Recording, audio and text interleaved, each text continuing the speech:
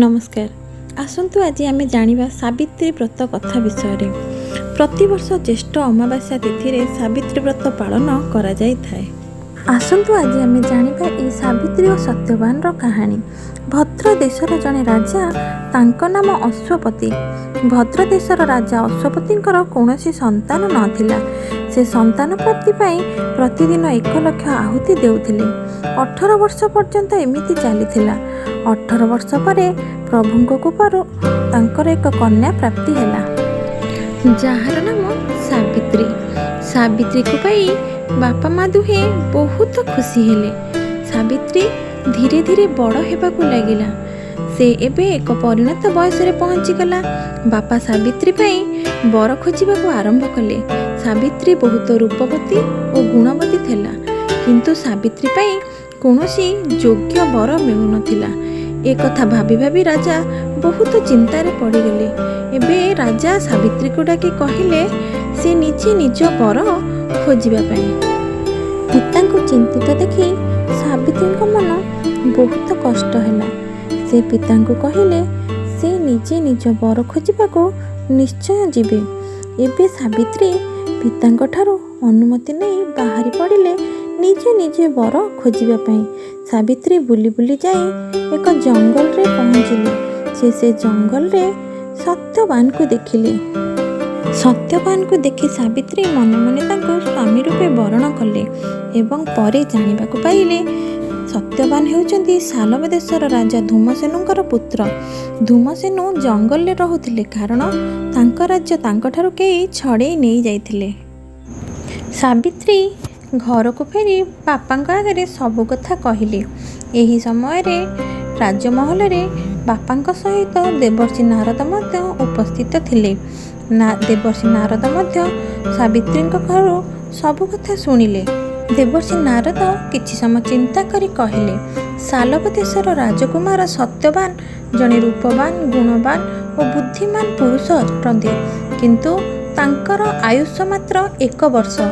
1 ବର୍ଷ ମଧ୍ୟରେ ସେ ନିଜ ପ୍ରାଣ ହରାଇ ବସିବେ। ସତ୍ୟବାନଙ୍କ ପିତାମାତା ମଧ୍ୟ 2 ଜଣ ଚକ୍ଷୁହୀନ ଅଟନ୍ତି। ରାଜା ଅଶ୍ୱପତି ଦେବର୍ଷି ନାରଦଙ୍କ ଠାରୁ ସାଲବ ଦେଶର ରାଜା ଧୂମସେନଙ୍କ ବିଷୟରେ ସବୁ କଥା ଜାଣିଲେ। ସେ କିପରି ନିଜ ରାଜ୍ୟ ଓ ନିଜର ଚକ୍ଷୁ ହରାଇ ଜଙ୍ଗଲରେ ବହୁ କଷ୍ଟରେ ଜୀବନଯାପନ କରୁଛନ୍ତି। ରାଜା ନାରଦଙ୍କ ଠାରୁ ସବୁ କଥା ଶୁଣି ଚିନ୍ତାରେ ପଡ଼ିଗଲେ। ସେ ସାବିତ୍ରୀଙ୍କୁ କହିଲେ, ତୁମେ ଯାହାକୁ ସ୍ୱାମୀ ରୂପେ ଗ୍ରହଣ କରିଛ ତାଙ୍କର ଅଳ୍ପ ଆୟୁଷ। ତୁମେ ଆଉ କାହାକୁ ସ୍ୱାମୀ ରୂପେ ଗ୍ରହଣ କର। ସାବିତ୍ରୀ କହିଲେ, ହେ ପିତା, ଆର୍ଯ୍ୟକନ୍ୟାମାନେ ନିଜ ସ୍ୱାମୀ ଥରେ ଚୟନ କରନ୍ତି। ରାଜା ନିଜର ଆଦେଶ ଥରେ ଦିଅନ୍ତି। ପଣ୍ଡିତମାନେ ଥରେ ପ୍ରତିଜ୍ଞା କରନ୍ତି ଓ କନ୍ୟାଦାନ ବି ଥରେ କରାଯାଏ। ସାବିତ୍ରୀ ସତ୍ୟବାନଙ୍କୁ ବିବାହ କରିବା ପାଇଁ ଜିଦ୍ ଧରି ବସିଲେ। ରାଜା ବାଧ୍ୟ ହୋଇ ସତ୍ୟବାନଙ୍କ ସହିତ ସାବିତ୍ରୀଙ୍କ ବାହାଘର କରିବାକୁ ରାଜି ହୋଇଗଲେ। ସାବିତ୍ରୀ ଯେବେ ଜାଣିଲେ ସତ୍ୟବାନଙ୍କ ସହିତ ତାଙ୍କର ବିବାହ ହେଉଛି, ସେ ବହୁତ ଖୁସି ହେଲେ।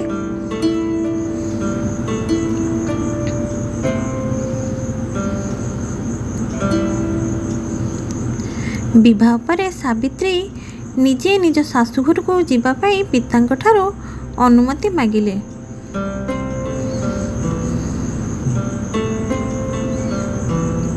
ସାବିତ୍ରୀ ନିଜ ଶାଶୁଘରକୁ ଯାଇ ନିଜ ଅନ୍ଧ ଶାଶୁ ଶ୍ୱଶୁରଙ୍କର ବହୁ ସେବା ଶୁଶ୍ରୂଷା କଲେ।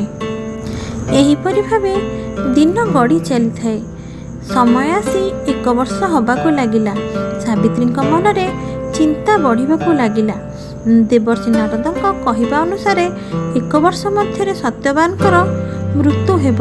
ସାବିତ୍ରୀ ବହୁ ଚିନ୍ତାରେ ପଡ଼ିଲେ ଏବଂ ସେ ଦେବର୍ଷି ନାରଦଙ୍କ କହିବା ଅନୁସାରେ 3 ଦିନ ପୂର୍ବରୁ ଉପବାସ କଲେ ଓ ପିତୃପୂଜନ ମଧ୍ୟ କଲେ।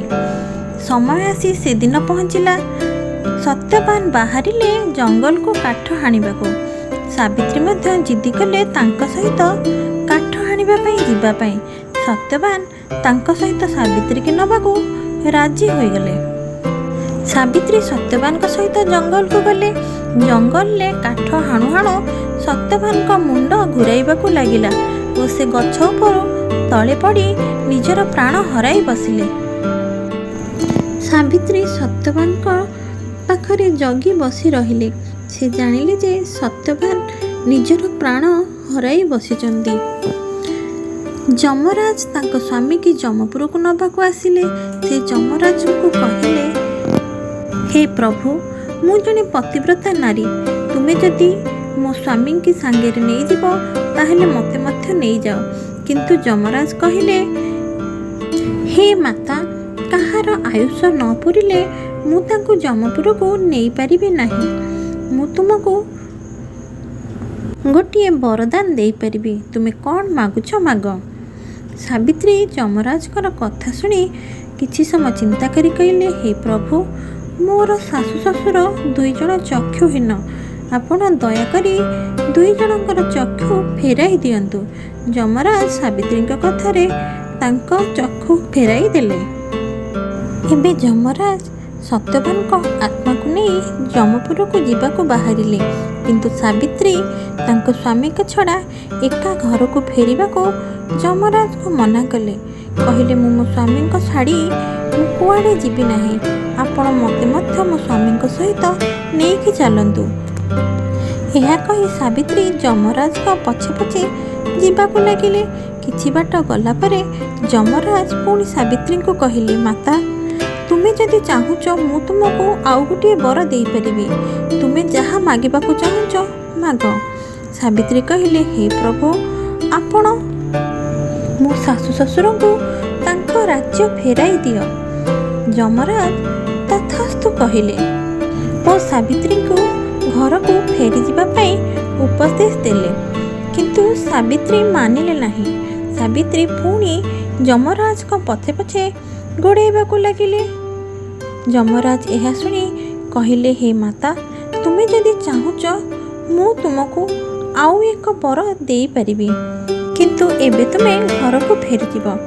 ସାବିତ୍ରୀ କହିଲେ, ହେ ପ୍ରଭୁ, ତୁମେ ମୋତେ 100 ପୁତ୍ର ଓ ସୌଭାଗ୍ୟବତୀ ହେବାକୁ ବର ଦିଅନ୍ତୁ। ଯମରାଜ ଆଗପଛ ବିଚାର ନ କରି ସାବିତ୍ରୀଙ୍କ କଥାରେ ରାଜି ହୋଇ ତାଙ୍କୁ ତଥାସ୍ତୁ କହିଦେଲେ।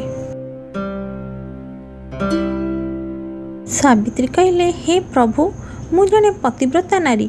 ସ୍ୱାମୀଙ୍କ ବିନା ମୁଁ 100 ପୁତ୍ରର ଜନନୀ କିପରି ହେବି ଓ ସୌଭାଗ୍ୟବତୀ କିପରି ହେବି। ଆପଣ ଦୟାକରି ମୋ ସ୍ୱାମୀଙ୍କୁ ଛାଡ଼ି ଦିଅନ୍ତୁ। ଯମରାଜ ଉପାୟ ନ ପାଇ ସତ୍ୟବାନଙ୍କ ଜୀବନ ଫେରାଇ ଦେଲେ। ସାବିତ୍ରୀ ସତୀ ଥିବାରୁ ସେ ନିଜ ସ୍ୱାମୀଙ୍କୁ ପୁଣି ଥରେ ଫେରି ପାଇଲେ ଓ ନିଜ ରାଜ୍ୟରେ ଯାଇ ଖୁସିରେ ରହିଲେ।